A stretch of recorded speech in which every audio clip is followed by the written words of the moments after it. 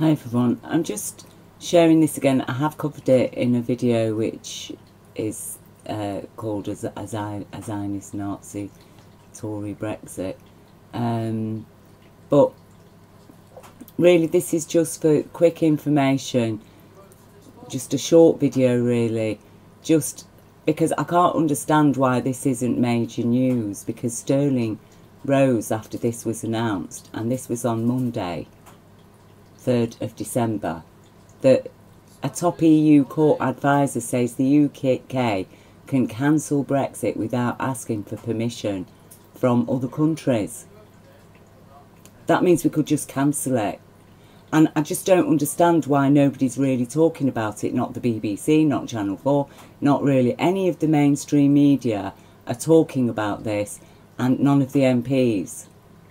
And it is quite a very important thing, because I think the EU, on witnessing 700,000 British people hit the streets of London asking to stay in the EU because they don't want Brexit, because people have woken up to the reality of what it really means, and people, a large portion of the people that voted Brexit have since changed their minds because they weren't adequately informed and they weren't lied to. And the Vote Leave campaign did specifically employ Cambridge Analytica to spread propaganda and lie to people. You know, basically, just as Trump did, you know, saying, oh, you're going to get better healthcare, we're going to stop immigration. Those were his two main points, weren't they? Better healthcare, less immigration.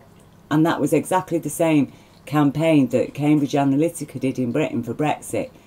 Better healthcare, less immigration. It turns out that no, it is not going to deliver either of those things, except British people will lose all the rights and a lot of the benefits, and then we're left with a choice between a rock and a hard place, aren't we, of whether or not to stay in the EU on the terms of a Brexit deal, which actually defeats the objectives of the people who want Brexit, and it leaves the people who didn't want Brexit with actually a lot worse deal than we already had. So it's like, what has been gained out of that? Nothing. And if we go for the hard Brexit, we're talking about councils being asked to stock up on food supplies for people. It's absolutely ridiculous. And as I've said, I mean, today the government has held Parliament in contempt, you know. I mean, absolutely fantastic. It's nice to see that Parliament has at last joined the British public in deciding to hold this inept, incompetent, and I would say actually criminal government in contempt because of what they've done to British society. I mean, we literally have been under attack from the very moment they got into power. And, you know, the state of the country now, I mean, talk about make a bad situation 100 times worse. That is exactly what they have done. So we've got this offer just to cancel it. We could cancel Brexit. And I think that's what we need to do. I think to be fair, there should be another vote. And just asking people, shall we cancel Brexit? Or at least Parliament should vote through gauging the opinions of their constituents, that maybe Parliament should just vote, no, we're going to cancel Brexit. Because I can't see what good is going to come out of it.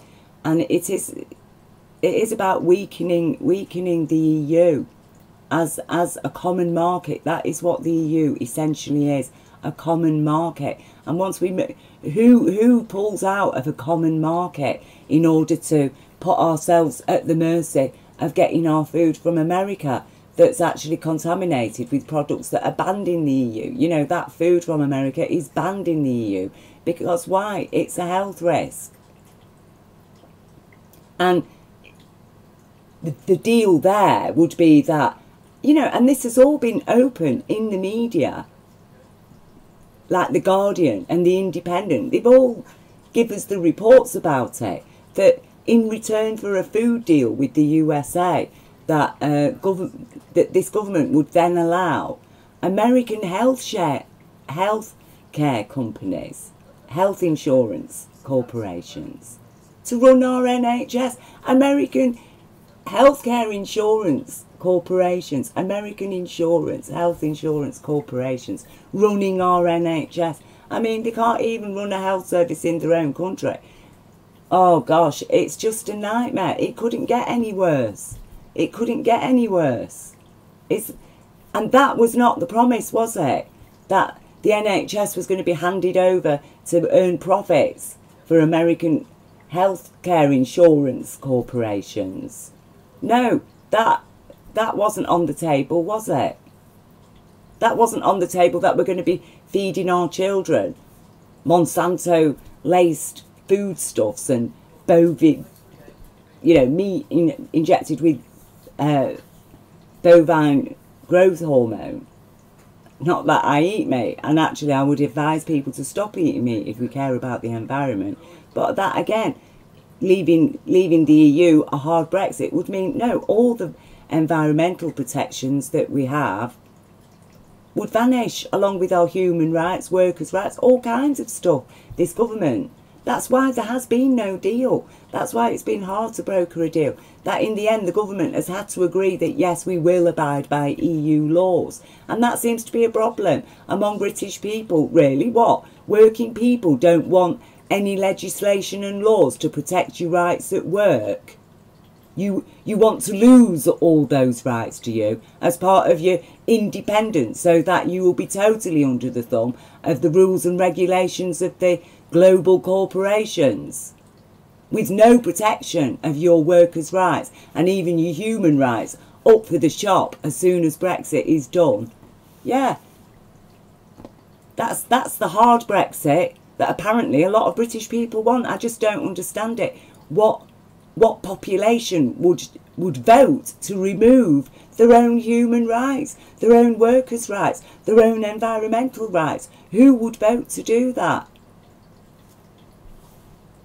Obviously not the majority of the British people. And I think MPs finally realised that, yes, you know, Parliament, this government is held in contempt. And what does that mean? To be held in contempt. It means lack of trust, lack of respect, lack of credibility, lack of competence, an incompetent government. A government that really has committed crimes in criminal negligence in its governance of Britain, that has, you know, an economic policy that has killed 120,000 British people. That is serious. That's the official figures, 100. So it's probably even more than that. You can probably double that figure of how many people have died directly through austerity. 120,000 British people. That is a serious attack. And then we're going to rely on this government to take us out of the EU. And they dumped this choice on the nation, divided the nation. For what? For what purpose? Who was clamouring to leave the EU? It was the last thing on people's minds. We were trying to save the NHS, trying to keep our jobs, trying to keep roofs over our heads, put food on the table, pay the bills. Okay? So, you know, those are the two things that I've made this video for, to share today. And as I say, talk about this. I'll leave you the link to this article and this Guardian video here. I'll leave you the links under this video. Please check the links. If you don't, you don't have to share this video. I know that my videos aren't very good, But nonetheless, you know, I'm just putting information out there. So you pick up the information, do what you can with it.